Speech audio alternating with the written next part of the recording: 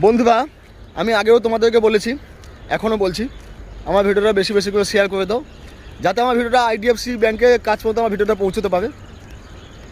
আমি দেখেছি সরকারি চাকরি, আমি তো বিভিন্ন রকম সরকারি চাকরি ফর্ম ফিল আপ করেছিলাম, এক্সামও দিয়েছিলাম, সব কিছু করেছিলাম।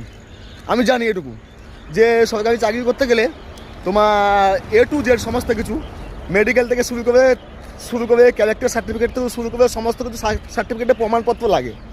আমি বুঝতে পারছি না, আইডিএফসি ব্যাংকে কি চাকরি করতে গেলে কি ওসব কিছু লাগে না? মানে ক্যারেক্টার লেগস হোক, চোর ছ্যাচোর গুণ, মানে যাই হোক, চাকরি দিয়ে দেয়। এটা কি কোনো একটা সিস্টেম হলো?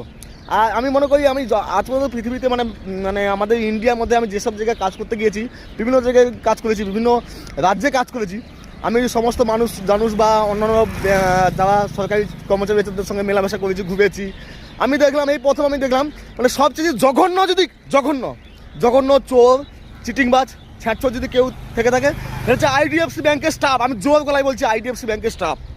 তাই আমার ভিডিওটা বেশি বেশি করে শেয়ার করে দেয় বন্ধুরা, যারা ভিডিওটা আইডিএফসি ব্যাংকের মানে কাজ পর্যন্ত পৌঁছে যায়, ব্যাংকে যারা বড় বড় পদে আছে তাদের কাজ পর্যন্ত ভিডিওটা পৌঁছে যায়, শেয়ার করে দিও।